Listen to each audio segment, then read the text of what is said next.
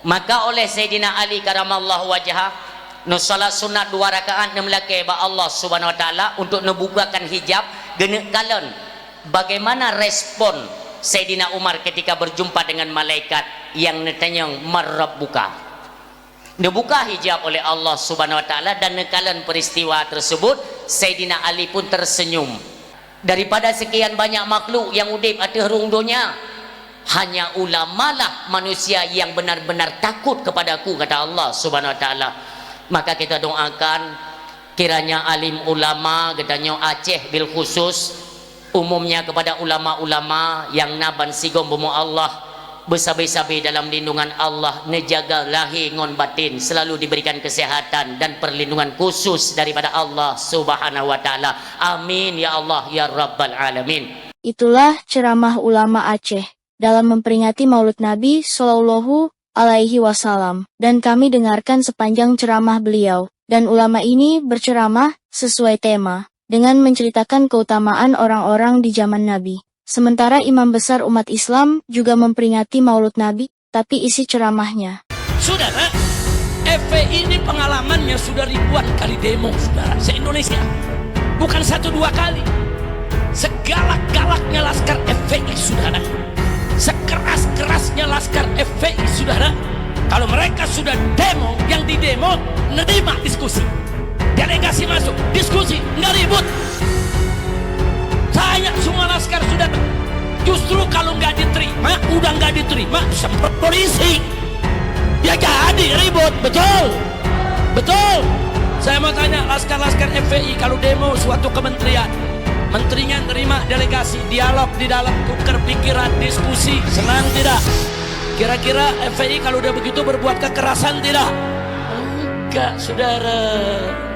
Jadi kalau datang rakyat lagi demo, terima, terima, saudara terima. Mahasiswa, berapa kau punya delegasi? 5 orang, 10 orang, 20 orang, ayo masuk, ayo kita diskusi. Apa kau punya tuntutan? Apa kau punya kritik? Dengerin. Kalau nggak mau dengerin rakyat, jangan jadi anggota DPR. Kalau sampai ada anggota DPR nggak setuju dengan undang-undang anti LGBT, jangan-jangan bote, jangan-jangan, pokoknya saya nggak mau tahu ada presiden nggak setuju dengan undang-undang anti LGBT, presiden. Ada menteri nggak setuju dengan undang-undang anti LGBT, saudara menteri. Ada gubernur nggak setuju, gubernur. Ada tentara nggak setuju, tentara. Ada polisi nggak setuju, polisi. Saudara, saudara, ada anak muda nggak setuju, anak muda. Camat nggak setuju, camat. Lurah nggak setuju, lurah. Kiai nggak setuju, kiai. Habib nggak setuju, Habib. Tega lu.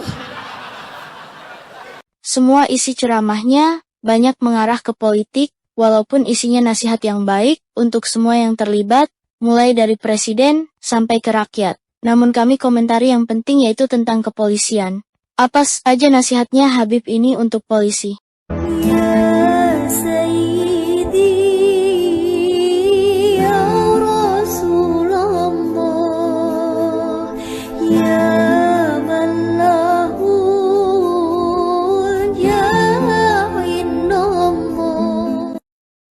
Assalamualaikum sahabat mujahidah. Demo dan unjuk rasa itu sudah terjadi di zaman Nabi. Sekumpulan orang menunjukkan protes kepada orang yang berkepentingan, sehingga demo itu lestari sampai sekarang. Namun di balik demo bisa menghasilkan kebaikan dan keburukan.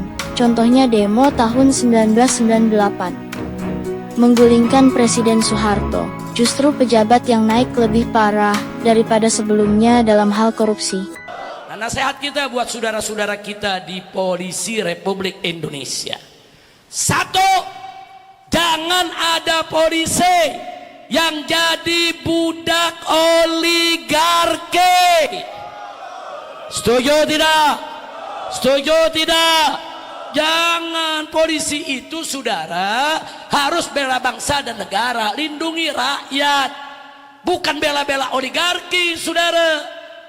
Kalau disuruh oligarki, saudara, ada rakyat yang tanahnya mau dirampas, kadang-kadang rakyat dikriminalisasi. Nggak boleh, saudara.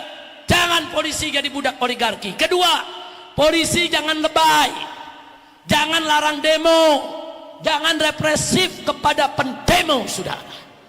Jangan lebay. Maaf, saudara ya, ini sekarang berita, awas, 27 Agustus akan ada kegaduhan, akan ada keributan. Hati-hati. Kadang-kadang, maaf, oknum aparat yang nakut-nakutin saudara, dibikin gaduh padahal nggak ada apa-apa, saudara. Jangan-jangan ada Kapolri mau diganti, takut diganti, dibikin ribut dulu. Ada yang mau diganti ini, saudara, penggantinya udah siap. Ada orang, bagaimana supaya nggak diganti, bikin nggak aman, supaya presiden tetap butuh saya. Hati-hati. Kenapa sekarang dibikin gaduh, saudara? Semua dibikin gaduh. Tembok setinggi-tingginya DPR bikin gaduh. Tembok setinggi-tingginya, pagar setinggi-tingginya di supermarket bikin gaduh, saudara. Setiap ada demo, awas, ini akan ada pembakaran, ini adakan kerusuhan. Jangan nakut-nakuti rakyat. Jangan, nggak boleh. Itu lebay, saudara. Sama seperti dulu saat kita gelar 411 dengan 212. Sebelum kita gelar apa? Polisi yang bilang, awas, ini akan ada kegaduhan, ini FPI, ini radikal, ini ekstrim, ini bisa bentrok depan istana. Ya mulai bentrok polisi kok, bukan kita. Betul? Betul? Kita kok yang tembakin, bukan kita nembakin polisi. Betul? Begitu juga 212, saudara. Wah, ribut. Sekarang mahasiswa mau demo di Bundaran HI, polisi ribut, nggak boleh, nanti begini, nanti begitu. Dulu kami juga ngalami, saudara. Dulu 212 kami mau digelar di HI, saudara. Kita ribut, kita berdebat dengan Kapolri. Nggak bisa. Setiap jengkal wilayah Republik Indonesia, ruang publik manapun, berhak kita untuk melakukan demo. Alasan polisi enggak. Ini Innalillahi wa inna ilahi rojiun. Kami kira Habib Rizik kena stroke, ternyata videonya lagi loading. Sebab Habib ini kalau berceramah selalu berteriak sampai wajah memerah. Padahal dikatakan orang ini meniru akhlak dan jasad Nabi Muhammad. Apakah khutbah baginda Nabi seperti ini? Sungguh lucu kalau dipikirkan ucapan menantunya Habib Rizik. Mata kepala saya sendiri yang menyaksikan. Beliau adalah warithun Nabi sallallahu alaihi wasallam khalqan wa khuluqa. Orang yang mewarisi Nabi sallallahu alaihi wasallam baik jasadnya dan akhlaknya. kan daerah ekonomi. Nanti kalau ini dibuat demo, nanti ekonomi ini akan terganggu. Ini ada sekian transaksi yang nilainya sekian triliun. Pala lo bobenyan. Nah buktinya kita lihat saudara. Buktinya di 212. Setelah berdebat panjang, akhirnya kami diizinkan di Monas saudara. Begitu di Monas kita gelar 212. Sholat berjamaah, sholat Jumat. Buntutnya ada di HI juga. Lalu bagaimana tuh? Toko-toko kantor-kantor multinasional, apa rugi mereka triliunan? Ternyata orang-orang di gedung itu, para pengusaha lengkap dengan dasinya, ikut turun sholat Jumat rame-rame dengan 212 sudah. Takbir. Nah, pada tanggal 27 bertepatan hari Kamis besok, akan terjadi demo besar-besaran dengan tujuan untuk merombak Indonesia menjadi lebih baik. Semoga tidak terulang kembali peristiwa tahun 1998. Dan di sini Habib Rizik mencoba memberi nasihat kepada polisi. Apa saja nasihatnya? Mari kita simak. Jadi jangan lebay, polisi jangan lebay. Biasa aja bagaimana sih kalau ada demo? Jangan lebay saudara. Nggak boleh, jangan nakut-nakutin ya. Yang ketiga, lanjut jangan. Udah malam. Besok. Lanjut sekarang. Yang ketiga, polisi jadilah polisi, jangan jadi politisi. Polisi nggak boleh main politik. Polisi jangan jadi parcok. Jangan, polisi jalankan aja tugasnya menjaga keamanan Republik Indonesia untuk semua pihak. Jangan ikut main politik. Jangan, nggak boleh. Kalau polisi main politik berbahaya. Nanti rakyat marah, bisa bakar-bakaran. Nih gara-gara polisi main politik, saudara, Prabowo sudah menang. Banyak rakyat gak percaya dengan kemenangan tersebut. Mereka merasa ini hasil curang. Saudara, ini gara-gara apa? Gara-gara polisi tidak netral. Biarkan orang kalau pilpres netral. Kalau netral siapapun yang menang kita dukung. Betul? Takbir. Anak kesian presidennya sekarang. Kesian kabinetnya sekarang. Rakyat terbelah dua, saudara. Agak polisi main politik. Jangan, polisi dan tentara nggak boleh main politik, saudara. Nggak boleh. Makanya dulu Bung Karno dalam pidatonya tegas mengatakan tentara tidak boleh masuk ke dunia politik. Nah, jadi supaya apa? Supaya roda musyawarah demokrasi Indonesia berjalan. Setuju tidak? Setuju tidak?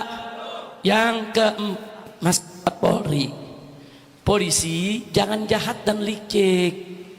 Jangan orang mau demo dihadang di jalan. Pendemo, saudara, belum apa-apa udah ditangkap. Pendemo belum jalan, rekeningnya udah diblokir. Gimana ceritanya? Masyarakat marah, kenapa rekening kami diblokir? Saudara, Bank Mandiri telah memblokir rekening kami. Bank Mandiri takut diboikot, saudara. Dia bilang, ya kami disuruh aparat. Tapi dia nggak sebut aparat yang mana. Lembaga pemerintah yang bertugas untuk blokir ataupun buka blokir perbankan itu PPATK, saudara. PPATK takut disalahin, bikin pernyataan, kami tidak pernah keluarkan surat untuk memblokir uang para pendemo, saudara. Nah, jadi kalau PPATK bukan, terus siapa? Kebongkar polisi, ya. Ujung-ujungnya apa? Polisi bilang, enggak, kami enggak suruh ngeblokir, awasi aja. Kacau, kacau, kacau. Sekalipun apa yang dikatakan Habib Rizik ini benar, tapi tidak tepat. Karena acara tersebut dalam rangka memperingati hari besar baginda Nabi Suci, seharusnya Habib Rizik meniru ulama Aceh dan tempatkanlah acara pada tempat yang benar. Namun kami juga setuju apa yang dikatakan beliau, semua demi peringatan dan keamanan demo besok hari. Tapi yang begini kita juga ngalamin. Saudara, begitu KM 50 terjadi, 6 santri kita dibunuh. Saudara, saya di penjara, FPI dibubarkan. Tahu selanjutnya? Semua rekening saya, mantu, anak, keluarga, sahabat-sahabat, pengurus-pengurus FPI semua diblokir. 1 tahun lebih diblokir, saudara. Nggak bisa kami sentuh, nggak bisa kami ambil, nggak bisa kami ambil buat belanja, beli beras, beli nasi, bayar listrik. Jahat, licik. Ini kerjaan aparat, saudara. Ketika itu bergabung tuh PPATK-nya, polisinya, saudara, badan intelijennya, jahat. Itu maksudnya begitu. Dia mau kunci rezeki kita. Rezeki tahu jalannya. Mau masuk rekening nggak bisa, dia lewat lain. Tetap aja tuh rezeki dapat. Betul? Takbir. Takbir. Sallu ala Nabi. Kira-kira yang saya sampaikan jelas tidak? Jadi polisi jangan jahat, jangan licik. Itu pendemo itu anak-anak Anda. Kalau mereka berhasil dapat undang-undang yang adil, Anda dan keluarga Anda juga merasakan keadilannya.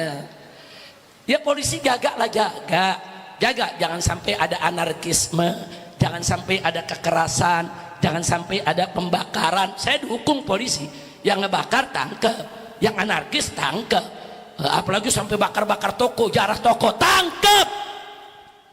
Tapi jangan orang belum kerja, duit udah diblokir. Orang belum demo, saudara, udah mau ditangkap. Kacau tidak? Kacau tidak? Lanjut.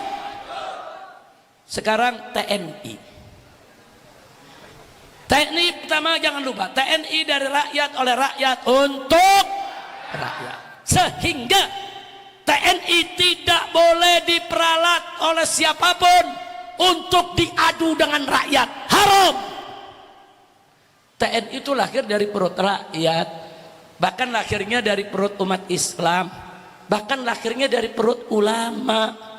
Jenderal Sudirman yang pertama kali mendirikan TNI itu, panglima besarnya itu Ustadz Madrasah Ibtidaiyah, saudara. Jangan lupa, terus dari mana tuh Jenderal Sudirman punya pasukan kok jadi tentara semua, saudara? Pasukannya itu dari laskar-laskar Islam. Dulu ada laskar Hizbullah, ada laskar Ansarullah, ada macam-macam laskar semua. Disatukan, jadilah tentara Indonesia. Artinya apa? Tentara lahir dari gerakan Islam. Tentara lahir dari rahim ulama. Sehingga tentara harus tahu diri, nggak boleh musuhin ulama, nggak boleh jadi alat oligarki menindas rakyat. Setuju? Takbir, takbir. Jadi TNI itu dari rakyat, oleh rakyat, untuk. Dan ingat yang kedua, TNI itu adalah alat negara, bukan alat politik. Politik TNI adalah politik negara, saudara, bukan politik partisan. TNI jangan ikut campur dalam urusan politik, saudara, nggak boleh. Sebagaimana amanat daripada Bung Karno dulu, jangan masukkan tentara dalam dunia politik, saudara. Nah, kalau mereka udah pensiun lain masalahnya. Ini saya bicara TNI yang aktif, yang aktif nggak boleh. Nah kemudian yang berikutnya, yang ketiga, saudara, TNI jangan ikut campur urusan demo. Demo itu urusan masyarakat sipil. Itu cukup ditangani polisi. Polisi banyak pasukannya, canggih alatnya. Jangan mau tentara membackup polisi buat gebuk rakyat, haram. Jangan, saudara, jangan tentara diadu domba dengan mahasiswa, tentara diadu domba dengan rakyat. Jangan mau. Yang keempat, seperti tadi, TNI jangan jahat terhadap rakyat. Sekarang TNI di mana-mana saya lihat beritanya ada yang merampas tanah rakyat hanya untuk perusahaan, hanya untuk perkebunan, hanya untuk oligarki. Berapa sih dibayar sama oligarki, saudara? Kok tega ngusir rakyat? Nggak boleh. Tentara harus baik dengan rakyat. Kalau TNI bersama rakyat, kita rakyat akan selalu bersama TNI. Betul? Siap bela TNI, siap jaga TNI. Takbir. Semoga acara demo nanti tidak terulang lagi, seperti yang sudah terjadi kerusuhan sebelumnya. Sebab semua kalangan akan dirugikan. Mari kita tunggu dan kita komentari bersama.